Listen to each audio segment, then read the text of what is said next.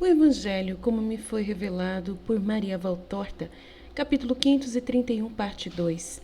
Valéria e o divórcio e a cura do pequeno Levi. Jesus, tendo abençoado o povo, volta para casa. Os apóstolos ficam ainda lá, fora, por algum tempo. Depois entram para a refeição, porque o sol, no alto do céu, está dizendo que já é meio-dia. Sentados à rústica mesa, depois da bênção da comida, que se compõe de pequenos queijos e raízes cozidas temperadas com óleo, estão falando dos acontecimentos da manhã e se felicitam porque o número dos discípulos evangelizadores já é tão grande a ponto de aliviar o mestre do cansaço de ficar falando continuamente, nas condições do cansaço em que ele se encontra. De fato, Jesus ficou muito mais magro nestes últimos tempos. A sua cor natural, que é de um branco marfim firme, com apenas uma sombra de róseo por baixo do amorenado da pele, no alto das faces, agora está completamente branco, parecendo uma pétala de magnólia já emurchecida. A mim, que vivi em Milão muito tempo e conheço a delicada cor do mármore de Candoglia, com o qual foi construído o magnífico Duomo, o rosto do Senhor nestes últimos e dolorosos meses de sua vida terrena me parece justamente da cor daquele mármore, que não é branco, não é róseo, não é amarelo, mas faz lembrar, com suas delicadas nuances, aquelas três cores. Os olhos estão mais encovados e por isso parecem mais escuros. Talvez também porque uma sombra de cansaço lhe ofusque as pálpebras e as olheiras. Seus olhos são os de quem dorme pouco, de quem chora muito e sofre. E sua mão parece mais longa porque está descarnada e pálida. A doce mão do meu Senhor, que já mostra o relevo dos tendões e das veias, tem os sinais da magreza e já está. E esta já faz aparecer os santos ossos, que estão por baixo, a mão Marte, já pronta para o cravo, que a transpassará e ficará mais fácil para o carrasco achar o ponto onde deve enfiar o cravo, porque não há nenhuma camada de gordura na mão ascética do meu Senhor. Agora ela está abandonada como se estivesse cansada sobre a madeira escura da mesa, enquanto ele sacode a cabeça sorrindo com esforço para os seus apóstolos, que percebem o grande cansaço que ele sente em seus membros, em sua voz e, sobretudo, em seu coração tão aflito, tão enfraquecido pelo esforço de ter de manter unidos tantos e tão diferentes corações, de ter de suportar e conservar escondida a desonra do discípulo incorrigível. Pedro observa: tu até a festa da dedicação deves ter um descanso completo. Das pessoas que vierem, nós cuidaremos. Tu irás, sim, irás para a casa de Tomé e estarás perto e estarás em paz. E Tomé aprova a proposta de Pedro, mas Jesus sacode a cabeça. Não, ele não quer ir. Então está bem, tu não falarás mais então. Nós poderemos fazer isso por você. Não serão palavras excelentes como as suas, mas diremos o que sabemos, e tu somente curarás os doentes. Nós também podemos fazer isso. Por mim, eu me retiro, diz Pedro. No entanto, já o fizeste. É verdade, quando o mestre não estava conosco e nós devíamos agir como representantes dele e fazer que ele fosse amado, mas agora ele está aqui presente e os milagres ele mesmo os fará. Somente ele é digno de milagres, nós. Mas se estamos precisando receber, é nós que estamos precisando receber o milagre da nossa própria renovação, porque por nós mesmos, eu me lembro bem, não fazemos nunca nada de bom. Nós somos uns miseráveis pecadores ignorantes. Fala por ti mesmo, eu te peço. Eu não me sinto assim tão miserável, de modo algum. Ixi, rebate Judas Iscariotes. O mestre está cansado, seu cansaço é mais moral do que corporal. Se é verdade que o amamos, evitemos tipo de discussões assim. São elas que mais acabam com ele, de sérios zelotes. Jesus levanta os olhos, olhando para seu apóstolo ancião. Sempre tão sábio, lhe estende uma mão por cima da mesa para acariciá-lo. Os zelotes a segura, entre as suas mãos escuras, aquela mão branca e a beija. Tens razão, mas eu também, quando digo que ele deve tomar um repouso total, ele parece um doente, insiste Pedro. Todos estão de acordo com ele, e até o velho João e Elisa que diz: Há muito tempo venho dizendo isso, e por isso gostaria. Estão batendo a porta, e André, que está mais perto da saída, vai abrir e sai fechando a porta atrás de si. Ele torna a entrar e diz: Mestre, é uma mulher. Ela faz questão de te ver e traz consigo uma menininha. Deve ser de alta condição, ainda que esteja vestida modestamente. Eu diria que nem ela, nem a menina estejam doentes. Mas eu não sei por que ela está completamente velada. A menina traz nos braços umas flores muito bonitas. Manda embora. Estamos dizendo que ele deve descansar e tu não deixas nem acabar de comer. Resmunga Pedro. Eu lhe disse, mas ela me disse que não importunará o mestre e que ele certamente se alegrará ao vê-la. Ah, dize-lhe que volte amanhã, a hora em que todos vêm. Agora o mestre vai descansar. André, acompanha até o quarto de cima. Eu vou logo, diz Jesus. Aí está, eu já sabia. É assim que ele toma cuidado com ele mesmo. Justamente como dizíamos para fazer o contrário. Pedro está inquieto, andando para lá e para cá. Jesus se levanta e, antes de sair, passa por detrás de Pedro. Põe-lhe as mãos sobre os ombros, inclina-se um pouco para beijá-lo. Sobre os cabelos, ele diz: Está bem, Simão. Quem me ama já alivia o meu cansaço mais do que o repouso em uma cama. Como é que sabes que essa é uma que te ama?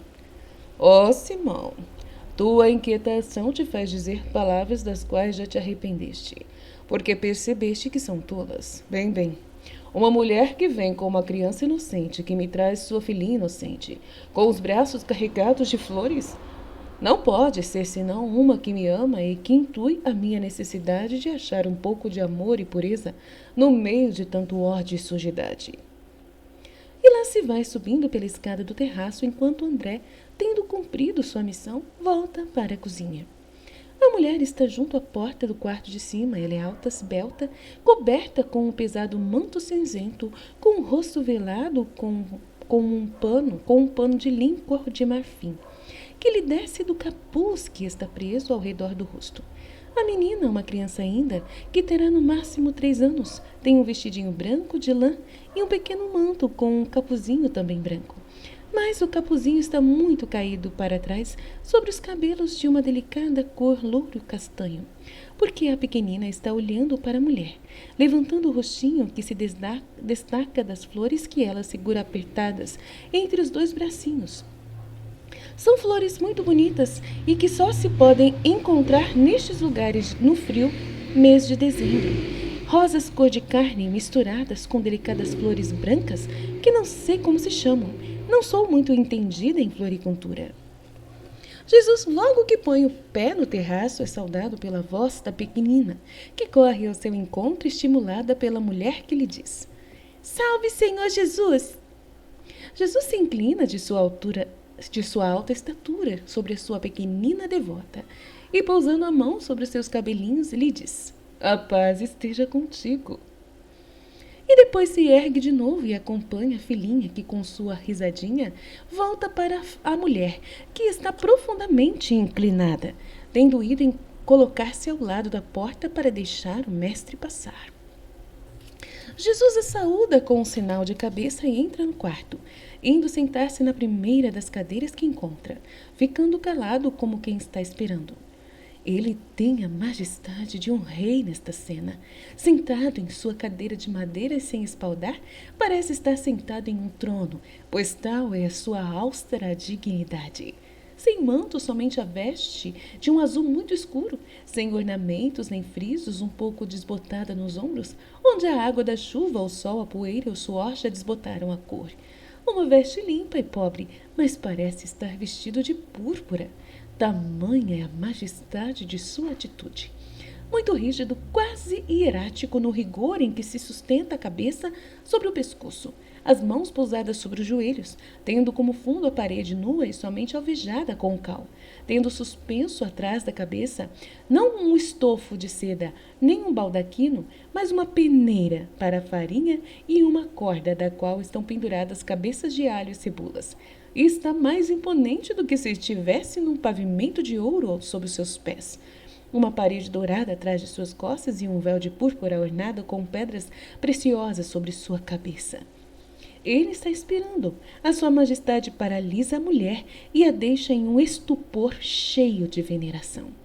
Também a menina está calada e imóvel ao lado da mulher, um pouco apavorada com essa cena e talvez.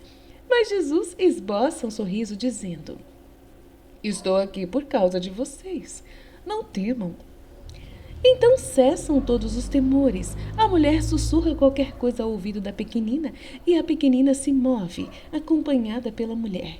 Vai para perto dos joelhos de Jesus e depõe no colo dele todas as suas flores, dizendo: as rosas de Faustina ao seu Salvador. E diz isso lentamente, como quem pouco sabe de uma língua que não é a sua. Enquanto isso, a mulher foi ajoelhar-se atrás da menina, jogando para trás o véu. É Valéria, a mãe da pequenina, que saúda Jesus com uma saudação romana. Salve, ó mestre. Deus vem a ti, mulher. Como é que estás aqui? E assim sozinha? Diz Jesus enquanto acaricia a pequenina, que não está mais com medo e que, não satisfeita por ter posto as flores no colo de Jesus, procura com as suas mãozinhas no ramalhete perfumado, escolhe as que ela acha que são as mais bonitas e diz: toma, toma, são tuas, sabes? E levanta ora uma rosa, ora uma das grandes umbelíferas brancas, com estrelinhas olorosas até perto do rosto de Jesus, que as aceita e depois as recoloca no acérvulo perfumado. Enquanto isso, Valéria fala: eu estava em Tiberíades porque minha filha estava um pouco doente e o nosso médico havia aconselhado. Valéria faz uma longa pausa, muda de cor e depois diz apressadamente: eu estava sofrendo muito em meu coração e desejava ver-te, porque aquela dor um só médico pode curar, tu, mestre, que tens palavras de justiça em todas as coisas. De sorte que eu teria vindo de qualquer maneira pelo egoísmo de ser confortada por ti e também para saber o que é que eu devo fazer para praticar ações de reconhecimento a ti e ao teu Deus, que me concedeste ter esta minha filha. Mas nós sabemos muitas coisas, mestre. As notícias dos menores acontecimentos da colônia são colocados cada dia na tabuleta dos serviços de Pôncio Pilatos, o qual toma conhecimento delas. Mas para tomar decisões sobre os assuntos, ele se aconselha muito com sua esposa Cláudia. Muitas das notícias falam de ti, dos hebreus, que vêm agitando o país e fazendo de ti ao mesmo tempo um estandarte de libertação nacional e ao mesmo tempo uma causa de ódio civil. Cláudia, sua esposa, olha o caso com justiça e diz ao marido que só de um em toda a Palestina ele não precisa temer nada que seja a causa de sua desgraça, que é de ti. E Pilatos a ouve cada dia. Até agora, a mais forte tem sido então a Cláudia. Mas se amanhã alguma outra força dominasse Pilatos, soube, portanto, e senti que a minha inocente te teria consolado. Tiveste um coração muito bondoso e inspirado, mulher. Deus te ilumine em tudo e vele sobre esta tua filha agora e sempre. Obrigada, Senhor. Eu tenho necessidade de Deus. E as lágrimas caem dos olhos de Valéria. Sim, tu precisas dele. Em Deus encontrarás todo o conforto e saberás encontrar a guia para seres justas em teus julgamentos. Em perdoar, amar ainda, e sobretudo educar esta, para que tenha vida feliz daqueles que são os filhos do verdadeiro Deus. Tu vês o Deus... Aí Jesus continua: tu vês o Deus que tu não conhecias, que talvez tivesses escarnecido ele e sua lei tão diferente dos vossos deuses e das vossas leis e religiões, que tinhas certamente ofendido com o modo de viver no qual a virtude não era respeitada em muitas coisas. Leves ainda, se assim achas, mais o caminho de mais graves feridas na virtude e ofensas à divindade que criou também a ti.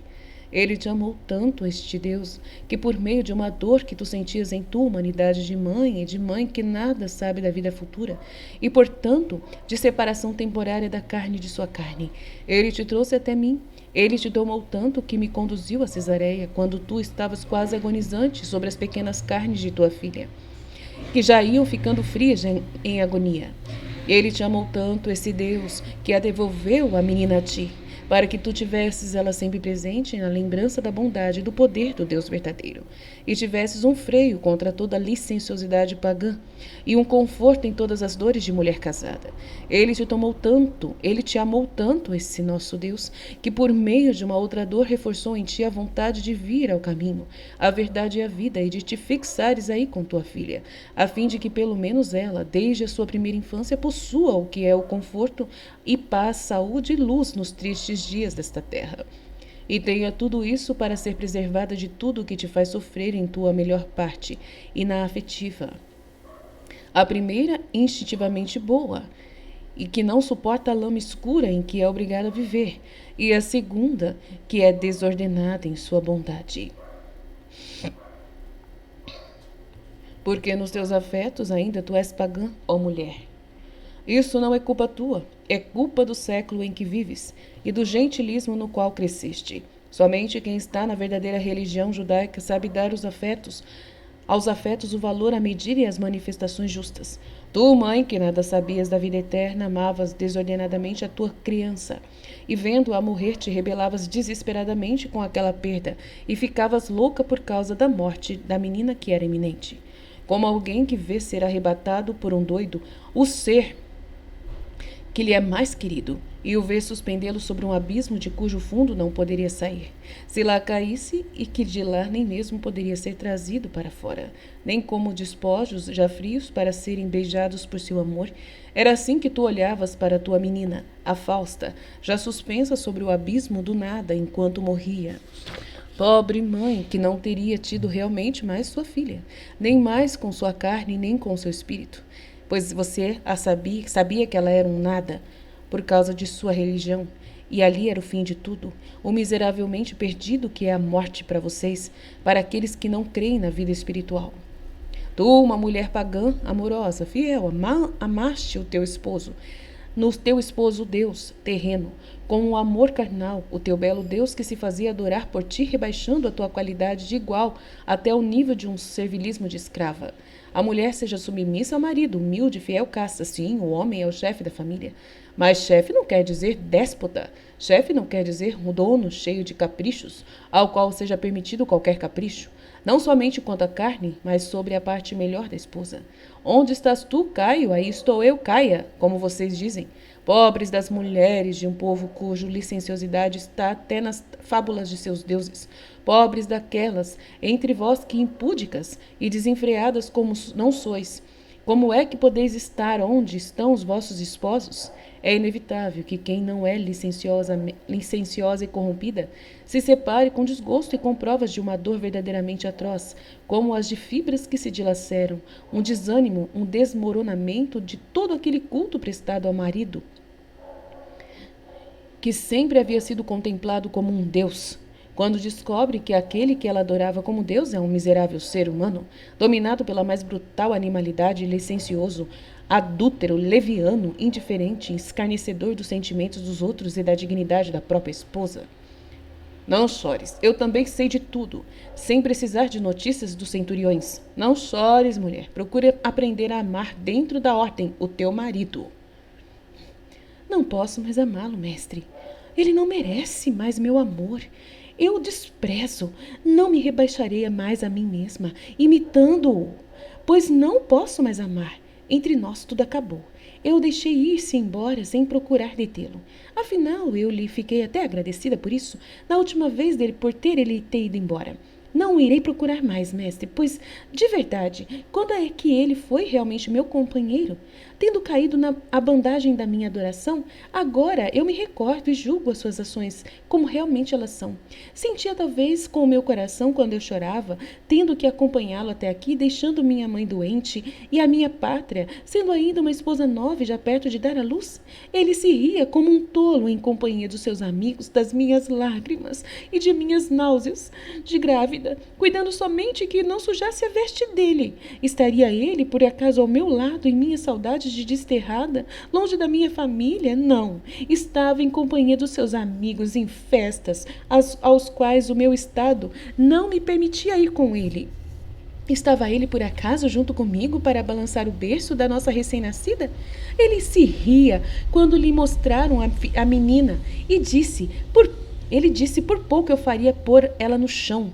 Não foi para ter uma fêmea que eu me submeti ao jugo matrimonial. Ele disse, ele nem quis estar presente à purificação da pequena, dizendo que ela era uma inútil pantomina. E tendo a menina começado a chorar, ele disse ao sair, ponde-lhe o nome de Libitina e seja consagrada a essa deusa. E quando Fausta esteve à morte, por acaso ele dividiu comigo as minhas aflições? Onde é que ele estava na noite que precedeu a tua chegada, Jesus? Na casa da Valéria, de Valeriano para um banquete. Mas eu amava. Ele era, como disseste muito bem, o meu Deus. Tudo me parecia bom nele, certo nele, porque eu não sabia que tinha um Deus justo. Ele me permitia amá-lo, e eu era a escrava mais escrava dos seus desejos. Sabes por que foi que ele me rejeitou? Eu sei. Porque em tua carne havia despertado a alma, e já não eras mais uma fêmea, mas sim uma mulher. Isso mesmo, eu quis fazer de minha casa uma casa virtuosa, e ele tomou providências para ser mandado para Antioquia e ir ficar junto ao cônsul, com a proibição de que eu o acompanhasse consigo, e ele levou as escravas dele favoritas. Oh, eu não o seguirei. Eu tenho minha filha, eu tenho tudo. Não, não, não. Não tens tudo. Tens somente uma parte da sua família, uma pequena parte do tudo, o tanto que te for útil para seres virtuosa. O tudo é Deus.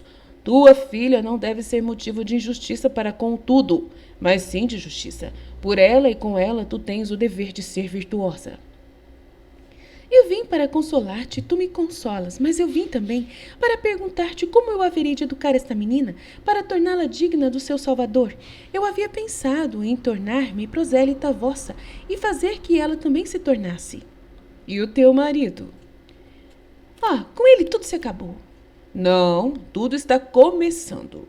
Tu és sempre a mulher dele. O dever de boa mulher é ficar sempre bem com o seu consorte.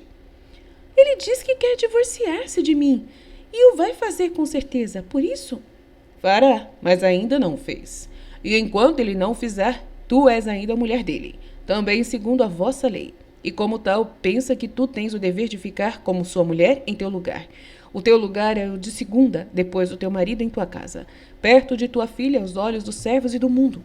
Pensa bem, foi ele quem deu o mau exemplo, é verdade, mas isso não te exime do dever de dares tu exemplo da virtude. Ele foi-se embora, é verdade. Tu, ao lado de tua filha e dos servos, toma o lugar dele. Nem tudo é reprovável em vossos... Não, Jesus continua.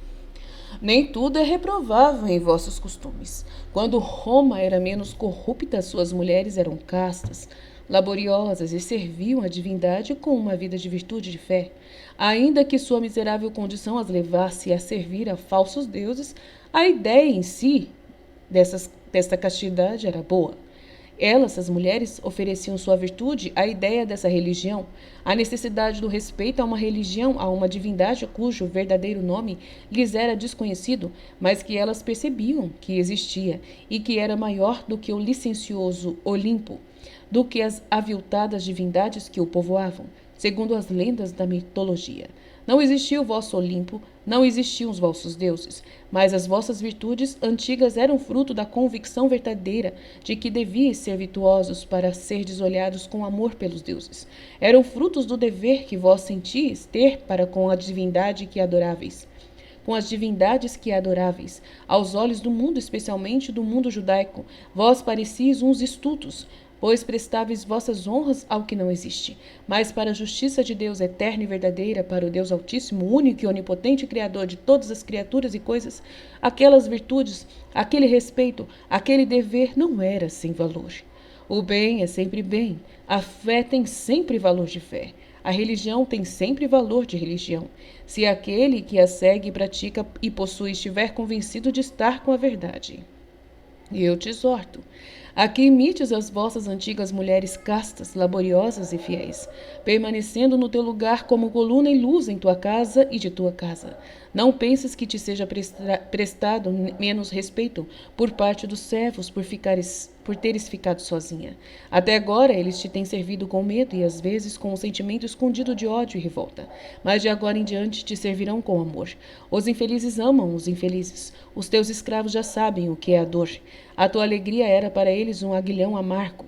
Os teus sentimentos, tendo-te despojado daquele ar frio de patroa no sentido mais odioso da palavra, te revestirão agora de uma luz que tem um calor de piedade. Tu serás amada, Valéria, e por Deus, por tua filha e por teus servos. E mesmo se já não fores mais a mulher, mas a divorciada, lembra-te. E Jesus se põe de pé.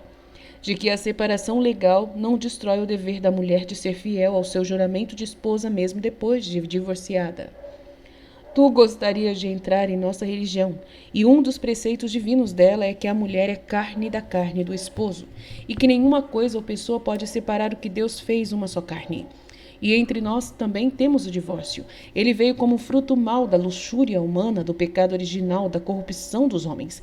Mas não veio espontaneamente de Deus. Deus não muda sua palavra. E Deus havia dito ao soprar sobre Adão que ainda era inocente, por isso falava com uma inteligência ainda não ofuscada pela culpa estas palavras, que os esposos, tendo se unido, deviam ser uma só carne. Ora, a carne não se separa da carne, a não ser por algum acidente mortal ou por doença.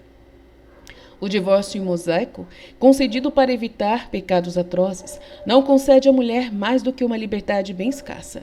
A divorciada é sempre uma rebaixada no conceito dos homens, tanto quando fica assim como quando passa segundas núpcias. Portanto, no juízo de Deus, ela é uma infeliz se torna divorciada pela versão que lhe tem o marido, e assim fica divorciada. Mas não passa de uma pecadora a uma adúltera, se assim fica por suas próprias culpas e se casa de novo. Mas tu, querendo entrar em nossa religião, o fazes para me acompanhar, e então eu, o verbo de Deus, tendo chegado o tempo da verdadeira religião, te digo, o que sempre digo a muitos: não é permitido ao homem separar o que Deus uniu, e será sempre adúltero aquela que, tendo seu consorte vivo, passar para outro casamento, para outras núpcias. O divórcio é uma prostituição legal para pôr o homem e a mulher em condição de cometer pecados de luxúria. A mulher dificilmente fica viúva de um vivo, e viúva fiel. O homem divorciado não foi nunca fiel ao primeiro casamento. Tanto um como a outra, passando a outras uniões, descem no nível de homens para os de animais, aos quais é permitido mudar de fêmea a qualquer desejo de sensualidade. A fornicação legal, perigosa para a família e para a pátria, é delitosa para com os inocentes. Os filhos dos divorciados devem julgar os seus progenitores, seus pais. É um severo juízo o dos filhos. Os filhos se tornam, pelo egoísmo de seus pais, condenados a uma vida sempre mutilada e ativamente mutilada. Porque se, depois das consequências familiares do divórcio que priva do pai e da mãe os filhos inocentes, se unem de novo num outro matrimônio, o cônjuge, que ficou com os filhos e vai ficar condenado a uma vida afetiva mutilada em um membro, e uma perda mais ou menos total do afeto do outro membro separado, ou totalmente dominado pelo novo amor e pelos filhos de um novo casamento. Falar de casamento em caso de uma nova união a um divorciado ou de uma divorciada é profanar o significado e a essência do que realmente é o casamento. Somente a morte de um dos cônjuges e a viuvez consecutiva do outro pode justificar você casar novamente. Por mais que eu julgue que seria melhor inclinar a cabeça ao veredicto sempre justo de quem regula os destinos do homem e fechar-se na castidade após a morte do seu cônjuge, e pôs um fim ao estado matrimonial, dedicando-se agora toda para os filhos e amando o cônjuge que está no céu, que passou desta para outra vida, nos filhos que ele lhe deixou. Este é o meu desejo perfeito para todos. Este é o amor despojado de todo o materialismo, o amor santo e verdadeiro. Pobres filhos, conhecer depois da morte ou do desmoronamento do lar a dureza de um segundo pai ou de uma segunda mãe, madrasta, e a angústia de ver as carícias divididas com outros filhos que não são os seus irmãos. Não, na minha religião cristã, não quero divórcio. O adúltero, o pecador será sempre que quiser. O pecador será aquele que quiser o divórcio civil.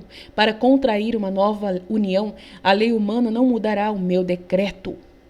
No casamento, não, na Igreja Católica não haverá divórcio.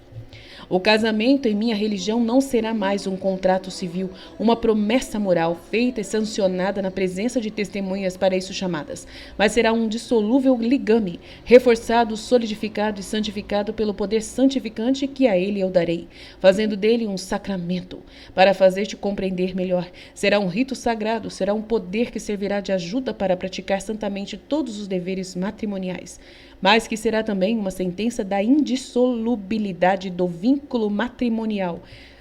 Até agora, o matrimônio foi um mútuo contrato natural e moral entre duas pessoas de sexo diferente. Quando chegar a minha lei cristã, ele se estenderá também à alma dos cônjuges. Tornar-se-á por isso também um contrato espiritual sancionado por Deus, através de seus ministros. Agora tu sabes que nada é superior a Deus, por isso o que ele tiver unido, nenhuma autoridade ou capricho humano poderá desunir. E aquilo de dizer, onde tu estiveres, Caio, eu cá estarei, conforme o vosso rito, se perpetua no além do nosso, no meu rito, porque a morte não é o fim, mas uma separação temporária do esposo da esposa. E o dever de amar continua mesmo depois da morte. Uau! Por isso eu digo que quereria a castidade dos viúvos. Mas o homem não sabe ser casto. E também por isso é que eu digo que os cônjuges têm o dever recíproco de melhorar o seu outro cônjuge. O outro cônjuge. Não sacudas a cabeça. Este é o dever. E o dever há de ser cumprido se se quer verdadeiramente acompanhar-me. Está sendo duro hoje, mestre. Não, eu sou mestre e tenho agora na minha frente uma criatura que pode crescer na vida da graça. Se não fosses como és, eu te imporia menos, mas tu tens um temperamento bom e o sofrimento depura e tempera sempre mais o teu metal. Um dia te lembrarás de mim e me bendirás por ter sido como eu sou. Meu marido não volta atrás. Mas tu andarás para a frente, segurando pela mão a inocente e caminharás pelo caminho da graça, sem ódio, sem vingança, e também sem aquelas inúteis esperas e saudades daquilo que se perdeu. Tu sabes então que eu perdi? Eu sei, mas tu não. Foi ele quem te perdeu. Ele não te merecia, então escuta, é duro sim. Tu me trouxeste rosas e sorrisos inocentes para me consolar. Eu não posso nada além de preparar-te para saberes levar a coroa de espinhos das esposas abandonadas. Mas pensa bem, se o tempo pudesse voltar atrás e levar-te até naquela manhã na qual Faustina estava morrendo, e o teu coração estivesse em condições de escolher entre a filha e o marido, devendo tu de qualquer maneira perder um dos dois, quem é que tu escolherias? A mulher reflete, pálida, mas forte em seu sofrimento depois das poucas lágrimas que derramou no princípio deste diálogo. Depois ela se inclina sobre a pequenina que foi sentar-se sobre o piso e se está divertindo em pôr florzinhas brancas ao redor dos pés de Jesus e a pega. A abraça e grita. Esta é que eu escolheria, porque a esta eu posso dar o meu próprio coração e criá-la como eu aprendi que se deve viver. É a minha filha, e estaremos unidas até na outra vida. Serei sempre sua mãe e ela sempre minha filha. E a cobre de beijos, enquanto a pequenina aperta sobre o coração toda amor e sorrisos. Dize-me, ó mestre, dize-me, tu que nos ensinas a viver como heróis, o que é? Como se haverá de ensinar a esta para podermos estar as duas no teu reino? Que palavras ensinar-lhe e que ações a praticar? Não há necessidade de palavras e nem de atos especiais. Ser perfeita, que ela será a imagem da tua perfeição. Ama a Deus e ao próximo para que ela aprenda a amar. Mais tarde, o meu Pai, que vos tem amado de um modo especial, proverá as vossas necessidades espirituais e vos tornareis filhos, sábios na fé, que levará o meu nome. Eis tudo o que se há de dizer. No amor de Deus encontrarás todo o freio contra o mal, e no amor ao próximo terás ajuda contra o abatimento das solidões e ensina a perdoar a ti mesmo e a tua filha. Compreendes o que eu quero dizer? Compreendo, é justo. Mestre, eu vou te deixar. Abençoa uma pobre mulher que está mais pobre do que uma mendiga que tem um companheiro fiel. Onde estás agora, em Jerusalém? Não, em Beter, Joana, que é tão boa, mandou-me ficar no castelo dela. Eu estava sofrendo muito lá em cima e ficarei lá enquanto Joana não vem a Jerusalém. Isto é, daqui a pouco. Ela descerá para a Judéia com tua mãe e as outras discípulas nos primeiros dias a menos da primavera. Depois eu estarei com ela por algum tempo, mais tarde virão as outras e eu irei estar com elas. O tempo já terá curado a ferida. O tempo, mas sobretudo Deus e o sorriso da tua menina. Adeus, Valéria. O Deus verdadeiro que tu procuras com boa intenção te conforte e proteja. Jesus põe a mão sobre a cabeça da pequenina, abençoando-a. Depois se aproxima da porta fechada, perguntando: Tu vieste sozinha? Não, vim com uma liberta. O carro me está esperando no bosque que fica antes do povoado. Haveremos de nos ver ainda, mestre? Na festa da dedicação estarei em Jerusalém no templo. Lá estarei, mestre. Eu preciso das tuas palavras para a vida nova. Vai tranquila. Deus não deixa sem ajuda quem o procura. Eu creio. É bem triste o nosso mundo pagão. A tristeza está por toda parte onde não há verdadeira vida em Deus. Também Israel se chora. É porque não vive mais na lei de Deus. Adeus. A paz esteja contigo. A mulher se inclina profundamente e diz baixinho alguma coisa à menina. E a pequenina levanta o rosto, estende os bracinhos e repete com sua voz de canarinho: Salve, Senhor Jesus! Jesus se inclina, recebendo de sua boquinha o beijo inocente que nela se forma e a abençoa de novo. Depois entra para o pequeno quarto e, pensativo, se assenta perto das flores espalhadas no chão. Fica assim por algum tempo, depois ouve alguém batendo na porta. Entra! A porta se abre e aparece pela abertura a face de Pedro. És tu? Vem cá. Não, tu é que deverias ter vindo a nós. Está fazendo frio aqui. Fora, que belas flores. Valem um bom dinheiro. Pedro, enquanto está falando, está observando o seu mestre. Sim, valem muito, mas o ato e o modo como tudo foi feito valem mais do que as flores.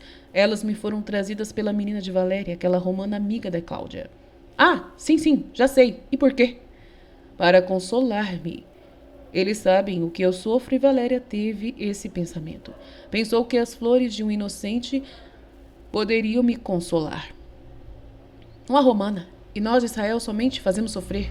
Judas teve uma suspeita justa. Disse que tinha visto um carro parado e que certamente era romana mulher, e ficou perturbado, mestre. Pedro ficou indeciso, mas Jesus não diz mais do que isto. Onde está Judas? Está fora, quero dizer, na entrada, perto do bosque, ele quer ver quem veio a ti. Vamos descer. Judas já está na cozinha e volta-se ao ver Jesus entrar e diz: Mesmo que quisesses negar, não poderias negar que aquela mulher que veio se queixar-se de alguma coisa. Terão ainda alguma coisa para dizer? Elas não têm outra ocupação a não ser de espiar e de ir contar e... Não sou obrigado a te responder, mas eu faço por causa de todos. Simão Pedro já sabe quem é ela e a todos eu digo o que foi que ela veio dizer. Até as criaturas aparentemente mais felizes podem ter necessidade de conforto e de conselho. André vai apanhar as flores trazidas pela menina e leva-as ao pequeno Levi. Para quê? Porque ele está morrendo. Está morrendo? Mas se agora terça eu ouvi, ele estava bem, são... Diz espantado Bartolomeu. Estava são antes da tarde. Estará morto. Se está mal assim, não se alegrará com as flores. Não, mas lá na casa desanimada, as flores mandadas pelo Salvador dirão uma palavra luminosa. Jesus se assenta enquanto todos estão falando da fragilidade da vida.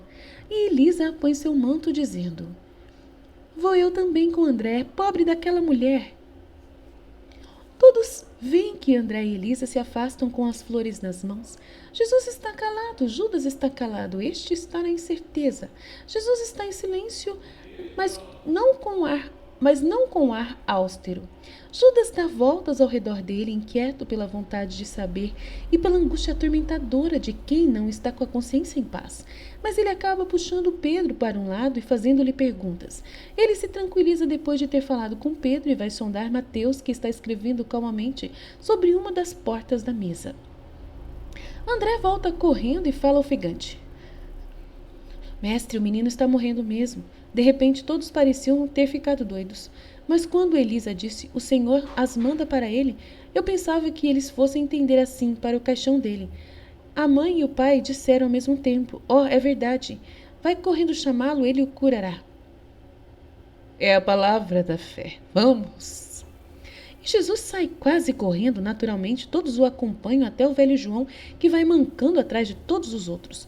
A casa fica no fim do povoado, mas Jesus logo chega até lá e abre passagem por entre as pessoas que se aglomeram na frente da porta aberta. Ele vai diretamente para um quarto que está no fundo do corredor, pois a casa é grande, com muitos moradores, talvez irmãos uns dos outros. No quarto, inclinado sobre o leito preparado às pressas, o pai, a mãe e Elisa. Estes não veem Jesus a não ser quando ele diz: A paz esteja nesta casa. Então afastam-se do leito os infelizes progenitores e se lançam aos pés de Jesus. Somente Elisa fica onde está, ocupada em esfregar os membros que se vão esfriando com as substâncias aromáticas. O pequenino está mesmo no fim. Seu corpo já está com aquele peso e abandono que indicam a proximidade da morte. Seu rostinho já está com cor de cera. As narinas já vão tomando uma cor escura. Os lábios estão arroxeados. O pequeno respira com dificuldade, já com um espasmo no pequeno peito, e cada respiração parece ser a última, pois cada uma vai ficando sempre mais longe da precedente. A mãe está chorando, com o rosto sobre os pés de Jesus. O pai, também inclinado sobre a terra, diz: Tem piedade, tem piedade. E não sabe dizer outra coisa. E Jesus diz: Levi, vem a mim. E estende os braços. O pequeno menininho de uns 5 anos sente como que uma sacudidela no corpo, como se alguém o tivesse chamado a uma voz alta enquanto ele estava dormindo. Ele se assenta sem dificuldade, esfrega os olhinhos com seus punhozinhos, olha ao redor de si mesmo como se estivesse espantado. E, vendo Jesus com um sorriso, joga-se para fora de sua caminha e vai com segurança vestido com sua pequena túnica ao seu Salvador. Os progenitores inclinados, os pais, inclinados como estão, não viram nada, mas as exclamações de Elisa grita: Bondade eterna! E dos apóstolos e dos curiosos que lá do corredor soltam um ó, espantado, avisam sobre o que está acontecendo. Eles levantam o olhar do chão e veem o filhinho ali são, com saúde, como se nunca tivesse estado para morrer. A alegria os faz rir, chorar, gritar e calar, conforme as reações de cada indivíduo.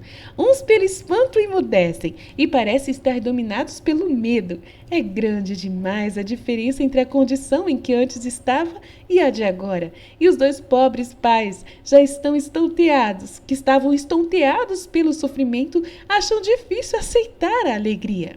Mas enfim chegam a isso, enquanto o menino já está sendo tomado nos braços por Jesus, e então ao mutismo sucede um dilúvio de palavras e vozes de alegria e de bênção.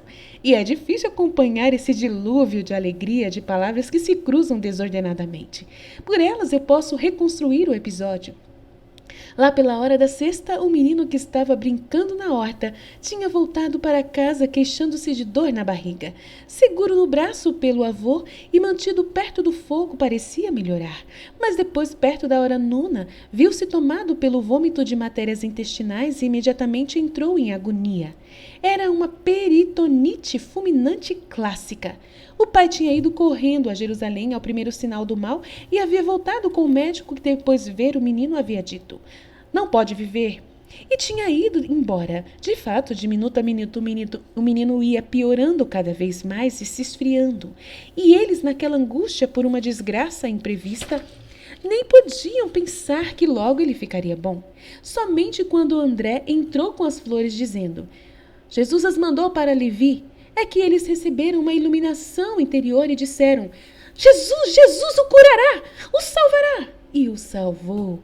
Bendito para sempre as tuas flores, a esperança, a fé, sim, a fé no teu amor por nós. Mas como foi que soubeste, bendito? Pede o que quiseres de nós, manda-nos como os teus escravos, nós te devemos tudo, ó mestre. Jesus os escuta, segurando sempre o menino em seus braços e os deixa falar até ficarem cansados, até que seus nervos submetidos a tão grande tensão se relaxem no desabafo. Depois ele diz com doçura: Eu amo os meninos e os de coração fiel a mim. Todos vós, de nobres, sois muito bons para comigo. Se eu sou bom, Para quem me odeia, eu não darei algo a quem me ama. Eu sabia também que a dor vos fazia esquecer a fonte da vida, e eu vos quis mostrar o caminho. Mas por que não vieste por ti mesmo, Senhor? Terias medo de que não te acolhêssemos? Não, eu sabia que me terias acolhido com amor, mas entre estes que aqui estão ao redor havia alguns que precisavam convencer-se de que eu não ignoro nada dos homens e do estado dos corações deles, e eu quis também que outros compreendessem que Deus responde a quem o invoca com fé. Agora ficai em paz e cresceis sempre mais na fé dessa misericórdia de Deus. A paz esteja com todos vocês. Adeus, Levi. Vai para sua mamãe agora. Adeus, mulher. Consagra ao Senhor também aquela que ainda tens no seio, como lembrança da bondade que o Senhor teve para contigo. Adeus, homem. Conserva o teu espírito na justiça. Ele se volta para passar e vai indo com dificuldade por entre os parentes que estão apinhados no corredor. Os avós, os tios, os primos do miraculado, que querem todos falar com Jesus, bendizê-lo, ser por ele abençoados, beijar suas vestes e suas mãos. Depois, além da numerosa parentela, estão as pessoas do povoado que querem também fazer o mesmo. Mas elas se movem na estrada indo atrás de Jesus, deixando em sua alegria as da casa abençoada pelo milagre. E pelas estradas já escuras, com o costumeiro barulho das horas de festa, Nob inteira vai reconduzindo Jesus para a casinha do João. E é necessário que os apóstolos usem de toda a sua autoridade a fim de convencer os cidadãos a voltarem de volta às suas casas, deixando Jesus em paz para descansar. E a autoridade devem ainda unir meios mais enérgicos, como a ameaça de que, se não o deixarem repousar, amanhã eles irão todos embora dali, a fim de chegarem a conseguir o que desejam. E finalmente o cansado pôde repousar. E assim termina essa incrível visão. Amém, Fiat.